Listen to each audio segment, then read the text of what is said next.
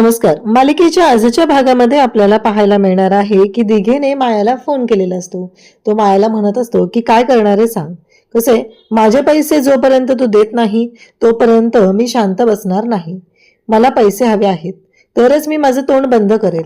माया म्हणत असते की प्लीज ऐकून घ्या ना एकदा. असं काय करताय? माझ्या दादाने तुम्हाला किती मदत केलेली आहे, तुम्ही त्याच्या ऑफिसमध्ये होता तेव्हा.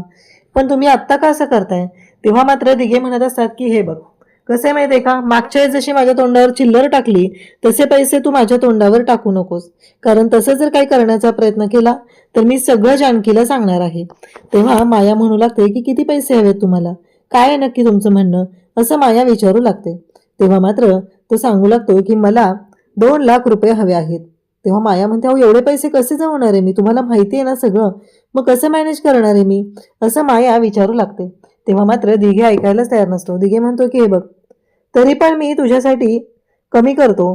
तू ना काय कर माहिती आहे का, की मला 1 लाख रुपये दे आणि 1 लाख रुपये दिले तरच मी माझं तोंड बंद करणार आहे. अन्यथा जानकीला मी सगळं सांगून टाकणार आहे की मास्कमॅन कोण आहे, मकरंद कोण आहे, मकरंद कुठं आहे आत्ता, हे सगळं मी जानकीला सांगून टाकणार आहे. अशी धमकी दिघे मायाला देत असतो. आणि मायाची मात्र चांगलीच हादरलेली असते. माया, तिला कळायचं बंद झालेलं असतं की हे सगळं काय आहे आणि या सगळ्या गोष्टी कशा पद्धतीने घडतायत हा प्रश्न मात्र मायाला पडलेला असतो. माया म्हणत असते की नाही, आणि नेमकी जानकीने हे सगळं बोलणं ऐकलेलं असतं आणि जानकीच्या हाती खूप मोठी गोष्ट लागलेली असते.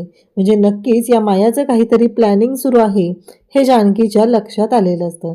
त्यामुळंच जानकी आता म्हणत असते की नाही, मला ना शोध घेतला पाहिजे नक्की काय चाललेलं आहे त्या सगळ्या गोष्टींचा. तेवढ्यातच मायाला सावली दिसते आणि ती सावली पाहून मायाच्या लक्षात येतं की नाही, असा काहीतरी गोंधळ आहे की कोणीतरी माझं बोलणं ऐकत होतं. आता मायाने फोन तर ठेवलेला आहे पण मायाच्या डोक्यातले जे विचार आहेत ते काही केल्या थांबत नाहीत.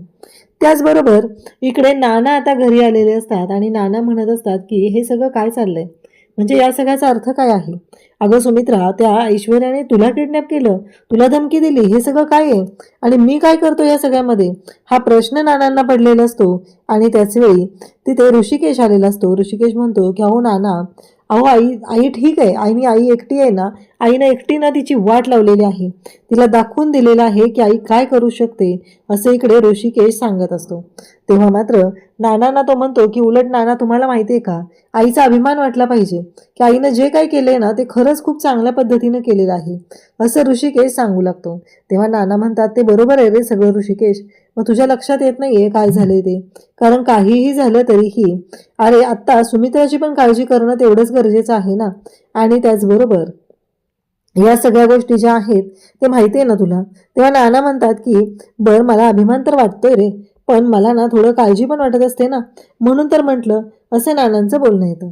तेव्हा सुमित्रा म्हणते की अहो मी ठीक आहे, काही काळजी करायची गरज नाही. नाना म्हणतात की एवढे सगळं संकट घरावर येते आणि मी नेमका बाहेर होतो.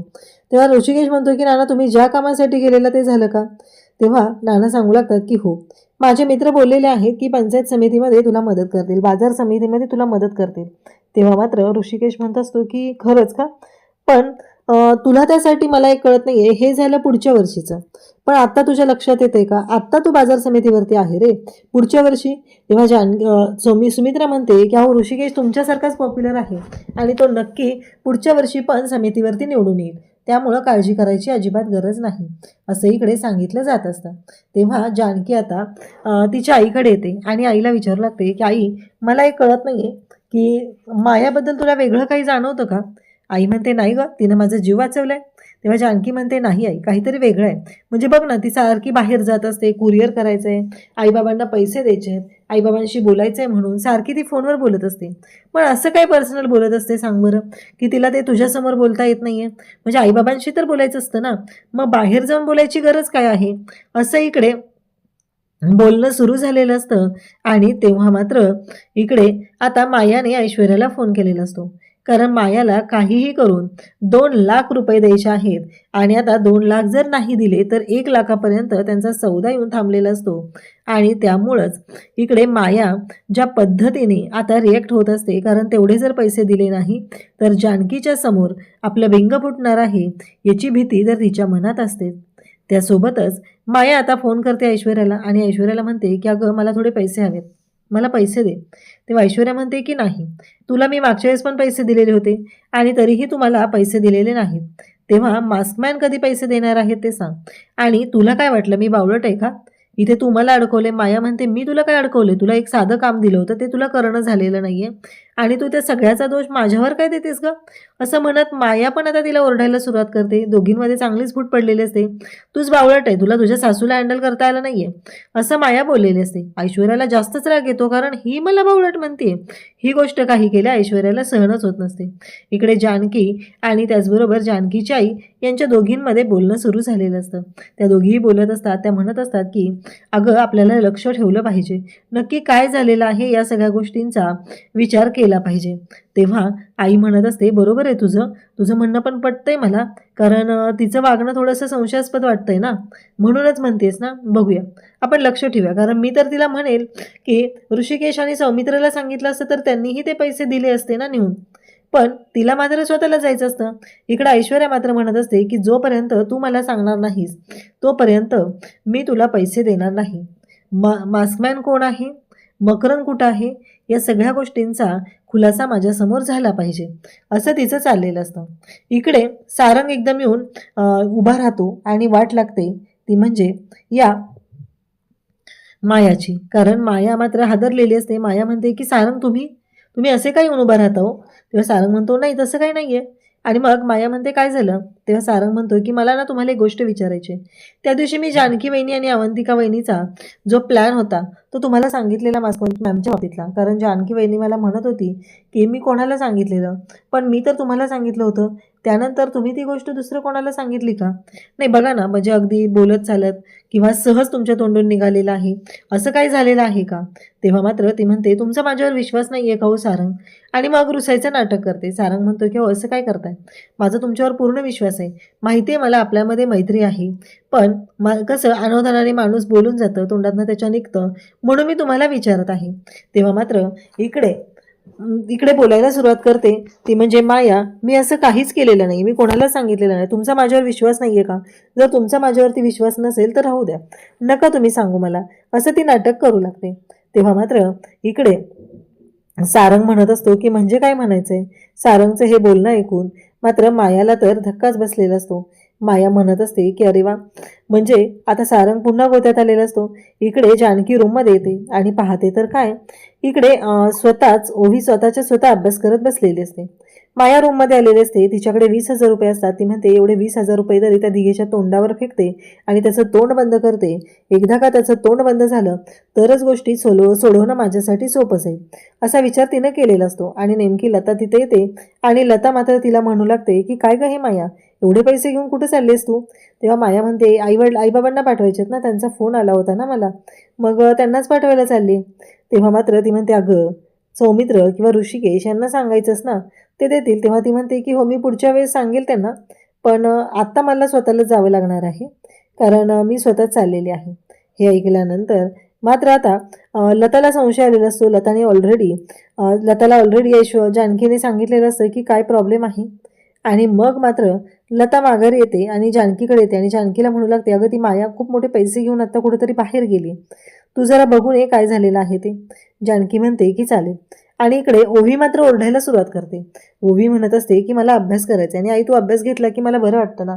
तेव्हा लता म्हणते की बाळा काळजी करू नको, मी घेते ना तुझा अभ्यास, मी आहे ना तुझ्यासोबत, मला पण शिकव, तू पण शिक, आपण दोघी मिळून करूया अभ्यास. ओवीचा मात्र लढिवाळपणे हट्ट असतो की आई तूच माझा अभ्यास घेतला पाहिजे, जर तू अभ्यास घेतला तरच माझा अभ्यास नीट होतो, असं ओवीला वाटत असतं.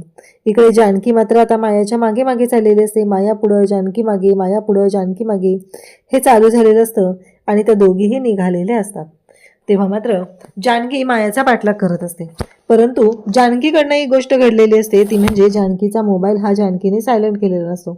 माया टेन्शनमध्ये असते. माया म्हणते की आधी त्या दिघेला पैसे देते, त्याचं तोंड बंद करते, त्याचा बंदोबस्त तर केलाच पाहिजे, आणि नंतर या ऐश्वर्याचाही बंदोबस्त करावाच लागणार आहे, असं हे सगळं मायाच्या डोक्यात सुरू झालेलं असतं. तेवढ्यात जानकीला एक बाई भेटते आणि ती ओरडते जानकीताई. झालं, जानकीताई म्हटलेला हा आवाज ऐकला मायाने की सगळा गोंधळ झालेला असतो आणि आता जानकी मात्र तिथे हादरलेली असते. जानकीला कळतच नाहीये की हे सगळं काय होतंय आणि गोष्टी कशा पद्धतीने होत आहेत हे मात्र लक्षातच आलेलं नसतं. तेव्हा मात्र इकडे आता मायाने तोपर्यंत या दिघेला पकडलेलं असतं आणि त्याला बाजूला करत असते. जानकीच्या लक्षात येतं माया कुठेतरी गायब झालेली आहे आणि मग मात्र मायाला शोधत ती झाडाच्या भोवती फिरू लागते. जानकीच्या माया पुढे जानकी मागे हे त्यांचं चालू असतं आणि तेवढ्यातच त्या दिघेला गायब केलेलं असतं. त्यानंतर इकडे आपल्याला पाहायला मिळतं ते म्हणजे उद्याच्या भागामध्ये जानकी, सौमित्र, ऋषिकेश आणि अवंतिका बसलेले असतात. तेव्हा ऋषिकेश म्हणतो की मला जो पत्ता मिळालेला आहे, मायाच्या आईबाबांचा जो पत्ता आहे, त्या पत्त्यावरती मी आता जातोय असं तो बोलतो. म्हणजे तिथे गेल्यानंतर मायाच्या आईवडिलांचा शोध घेता येईल असं त्यांचं चाललेलं असतं. परंतु इकडे सौमित्र म्हणतो की दादा तू एकटा नको जाऊ, मी पण येत आहे असं सौमित्र सांगत आहे. तेव्हा मात्र इकडे पाहायला मिळतं ते म्हणजे आता माया बाहेर असते आणि हे दोघं जण आता मुंबईला जात आहेत. हे दोघं मुंबईला जातात आणि जानकी तिथे येते आणि म्हणते अगं माया, मला असं कळलं की तू आईला पैसे द्यायला गेली होतीस ना, मग काय झालं त्याचं? तेव्हा मात्र इकडे माया म्हणते की हो. मग जानकी म्हणते की ऋषिकेश आणि सौमित्र त्यांनाच भेटायला गेलेत ना, मग उलट तू त्यांना भेटायला तिथं जाऊन तिथं पैसे देऊ शकले असते, त्यांच्याकडे दिले असते तरी चालले असते पैसे, असं चालू झालेलं असतं. आणि इकडे मात्र ऋषिकेश आणि सौमित्र मुंबईला पोहोचलेले आहेत आणि मुंबईला पोहोचल्यानंतर तिथे मायाच्या घरी आलेले असतात. परंतु तिथे गेल्यानंतर त्यांना काहीच उपयोग होत नाहीये. तिथे एक व्यक्ती आहे आणि तिने दरवाजा उघडलेला आहे. आता नक्की मायाच्या बाबतीतलं कोणतं सत्य समोर येणार आहे हे आपण पुढे पाहणार आहोत. अशाच अपडेटसाठी चॅनलशी कनेक्ट राहा. थँक्यू.